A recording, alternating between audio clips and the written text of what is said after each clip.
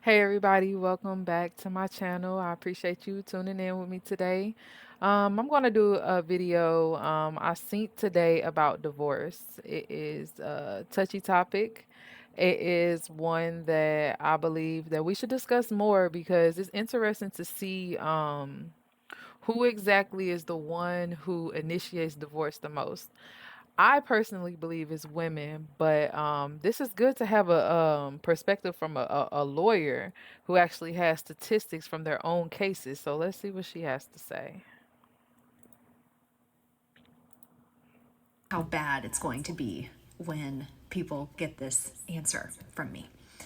But there were so many people that asked that I decided, after a lot of thought and consideration, that I will go ahead and respond to the most asked question from my last video, which is what professions in women should men avoid? And a lot of you thought that those same professions for men that I told you to avoid would translate to women, and they really don't. I don't think that there's enough data out there for me to comment on that. But the few I've had one military female client who was pretty difficult, but other than that, I've not seen any correlation in those same professions. But I went through my case list.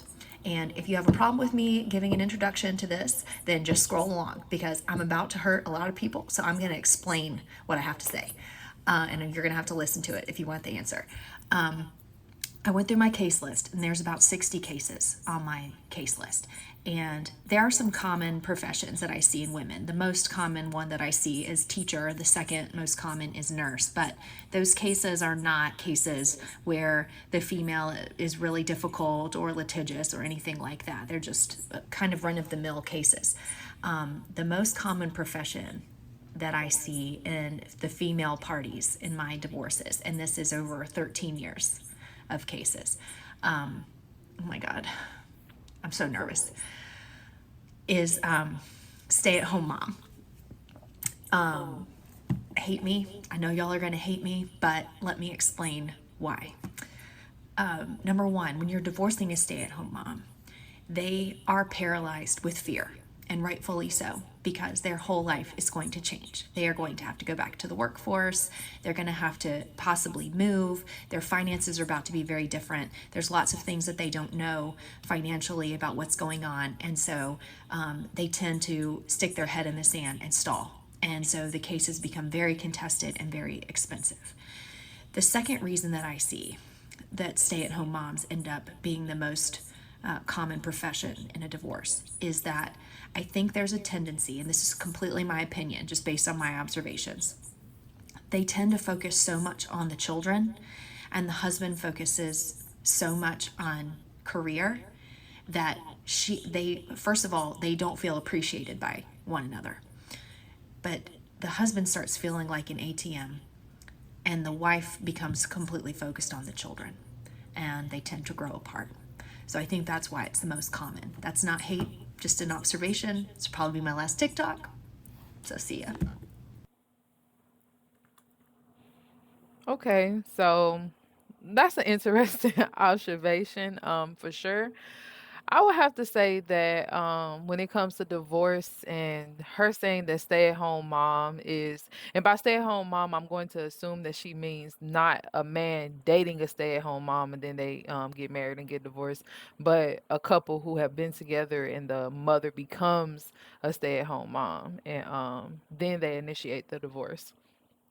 So it's kind of like, how do you please women? It's like, you want everything? You can't have your cake and eat it too. So it's kind of like, if you want to have the lifestyle where you're having the ability to be able to stay home and take care of the children and focus on the children and focus on being a homemaker and things like that, you're going to have to sacrifice in another area.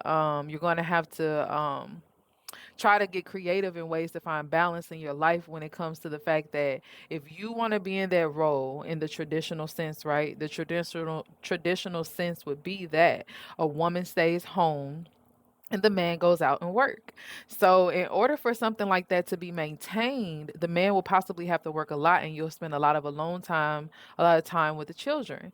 So it's kind of like if you don't want it to be like that, as women, with all the free time that we tend to have with our men out working, we can come up with different and innovative ideas to be able to keep our man at home more with us if that's what we desire. Maybe we can start implanting in him like the desire to become an entrepreneur or run a business from home or something like that so that he'll be able to spend more time because divorce is definitely not the route that you want to go, and there's certainly not a good excuse outside of maybe abuse or something extreme like that to get a divorce. So I can definitely see how that is true because women tend to be very difficult to keep happy. You give them what they ask for, and typically they get upset with you. And I'm speaking from experience as a woman who used to be like that, who could never be satisfied. But as a current wife and as a current stay-at-home mom, I have, with my free time, the free time that I have in my mind that my husband doesn't have, I use that to come up with creative ideas to keep him home more. Like if that's my desire to spend more time with my husband to have him more around so we can continue to build a family, then I'm going to be thinking of ways, as women we have so much brain power and I believe that a lot of my sisters we use it in the wrong way. So there is no way like I see the facts, but there is no way really that stay at home mom should be the highest in getting a divorce because you should be the happiest. That means that your man is doing what a man should do. So why don't you pick up the pace, the slack, whatever there may it be, and do a little more on your end and see what you can give him to help him be at home more. He's not an ATM. The man is not an ATM. The man, your husband, is not a money giving machine who is only supposed to work, work, work, and come home, and that doesn't provide for a good relationship. And when it comes to marriage, I am learning that the most important thing in marriage is the couple, not the children, not the house, not the bills, not nothing else. But if you two, man and woman, are not good at the end of every day, then everything that y'all are building will crumble and fall. This is how you lead to divorce. So I just suggest that if divorce has ever been on your mind, if you're married, if you've ever been through a divorce, I don't know if you ever reflected on it or whatever the case may be, it can be avoided if you focus on you two as a couple and what you both need and that your needs are being met. It's really a shame because every woman wants to be a stay-at-home mom, but that's the highest category for divorce. Why is that? What do you all think? I appreciate you tuning in with me today. It was another video. Let me know what you guys think in the comments. Remember to like and subscribe and share this if you like. Thank you. Shalom.